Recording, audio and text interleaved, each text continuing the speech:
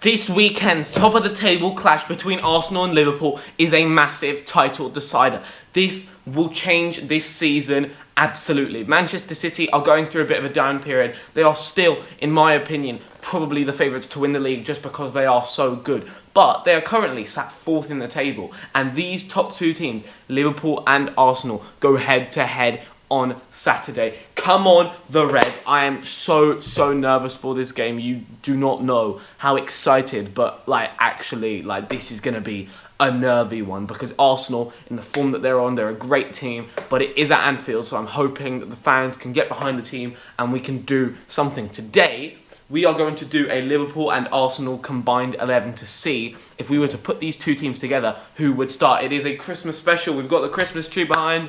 Everything's looking amazing. We're in the festive spirit.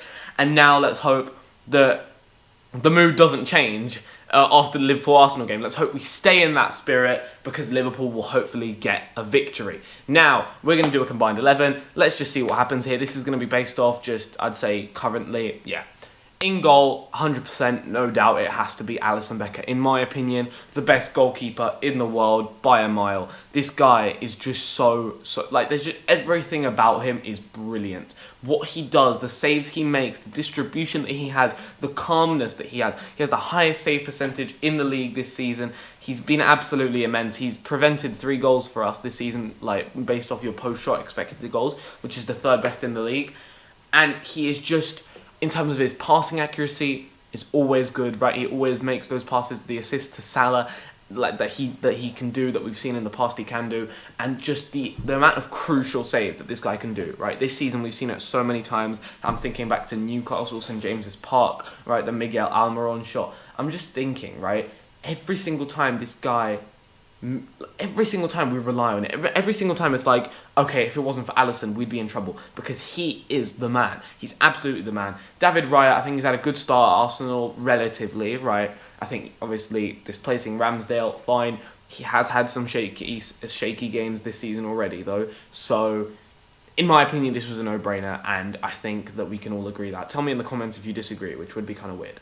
Right back is Ben White versus Trent Alexander-Arnold, and the answer is Trent. Now, as a pure defender, probably not. But Trent, recently, has been probably our best player in, the past month, I'd say. The amount of goals, the amount of assists, the amount of games that he's won us. Against Man United, I thought he was immense. I thought he was there creating the opportunities defensively. He was solid.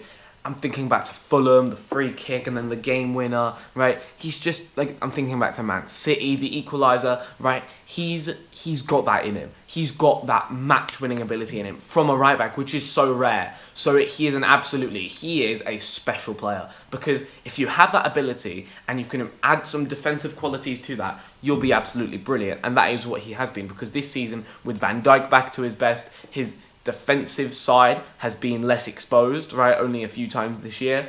And going forward, man, he is that guy. So I think he could be a game changer against Arsenal. Ben White, I rate him highly, but I don't think he's quite there. Especially going forward, he doesn't change the game the way Trent does.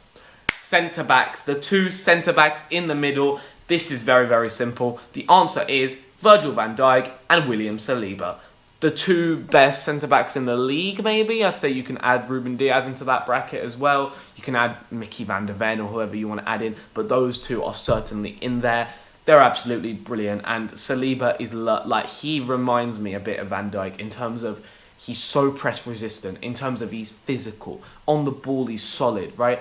Virgil van Dijk, this season, he's been back to his best. He's been absolutely back to his best. Last season, I was having a go at him. He wasn't playing well. This year, it is vintage Van Dijk, right? It is crazy, right? What we're seeing from him, when he's at the back, you know that you're safe, right? You trust him, and he's formed a good partnership this year. When Matip's been there now with Konate, I think it's going really, really well, and I think that he could be a game changer for us against Arsenal if he can shut down those those very, very good attacking, talented players at Arsenal. And William Saliba, man. He's just the guy, bro. He is just the guy. He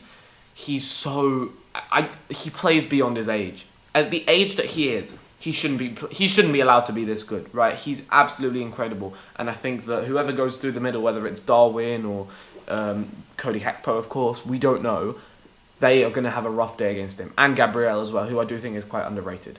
Left back, between Tsimikas and Zinchenko, I have gone for Alexander Zinchenko. Now, both of them, this is an interesting one, because I don't rate Zinchenko that highly. But Tsimikas, he's proved this season that he can be very good going forward, right? Like, he's picked up 3 assists this year, and he hasn't been bad defensively. Like, I think that with Robertson out, people were sort of panicking.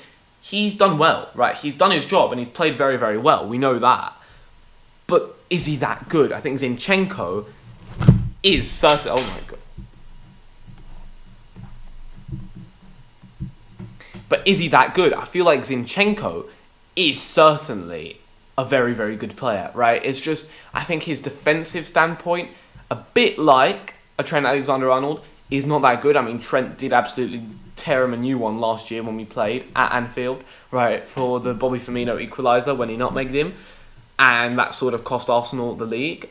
But do I think he's a bad player? No, and I think he's better than Tsimikas, and I think he goes into that left-back spot. He was good at Man City, right? Obviously didn't get as much playing time. He's moved to Arsenal. He brought a bit of that winning mentality with him. He's a good player. And in the midfield three, this is 2 Arsenal, 1 Liverpool. It is Declan Rice, Martin Odegaard, and Dominic Szoboszlai. That is the correct answer. I feel like, obviously, with McAllister being out injured, he's been a very, very good signing for us this year. And we have missed him recently. I feel like we had less control in the midfield without him there. Curtis Jones, after a great display in the League Cup against West Ham, he will probably start for us, and he should. I think that was a coming of age performance for Curtis Jones.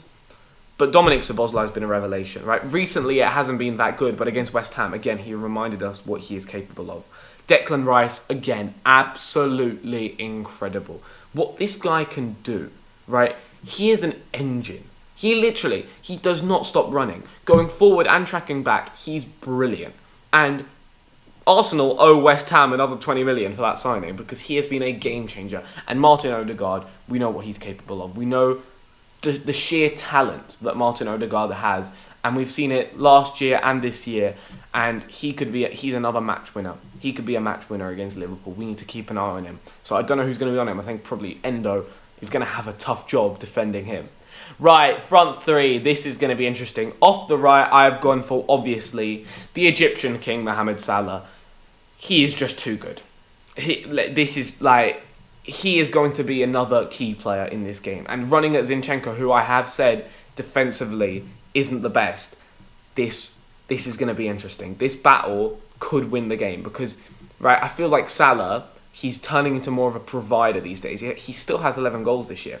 And even in games when he's not necessarily playing well, he does get those goals, a bit like an Erling Haaland.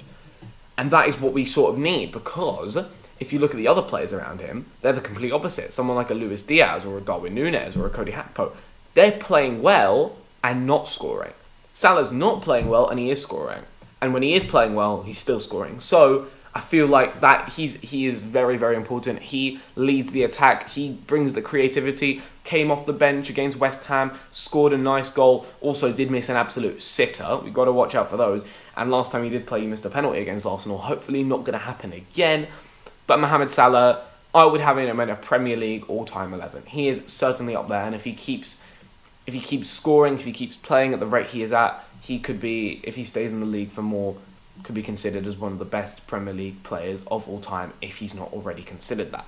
Off the left, slightly out of position, but there's no way I could leave Bukayo Saka out of this team. That is a special player. Special player.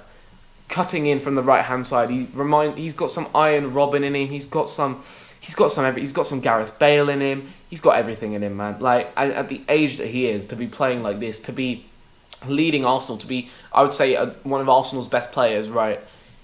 Star boy, as they call him, and whatever.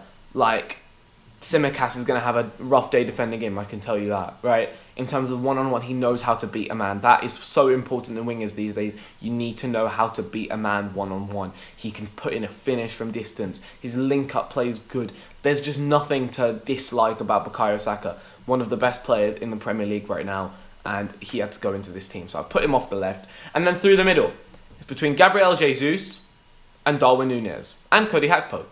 But I have gone for Darwin Núñez. Now, the game against Man United wasn't a good performance, right? He wasn't really impacting the game, and I wouldn't have actually had him in the team before the performance against West Ham. Because against West Ham, even though he didn't score, only got 1 assist, he was brilliant. He was absolutely brilliant. Now, he did play off the left, but he impacted the game so much. The pass through to Curtis Jones was magical.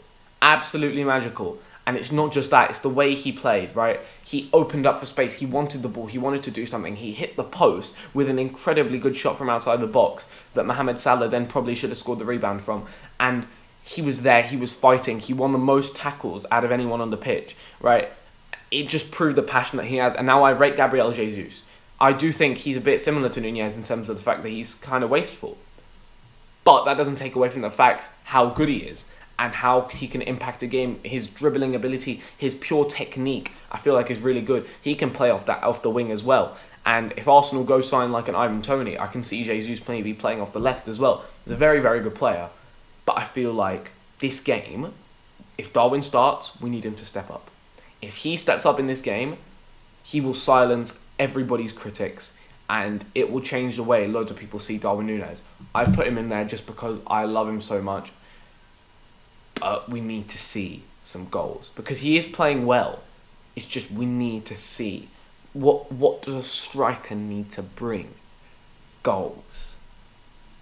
Maybe we see that this weekend. I really, really hope so. And I'm going to finish this video by giving you my prediction for this game. I think it's going to be extremely, extremely close.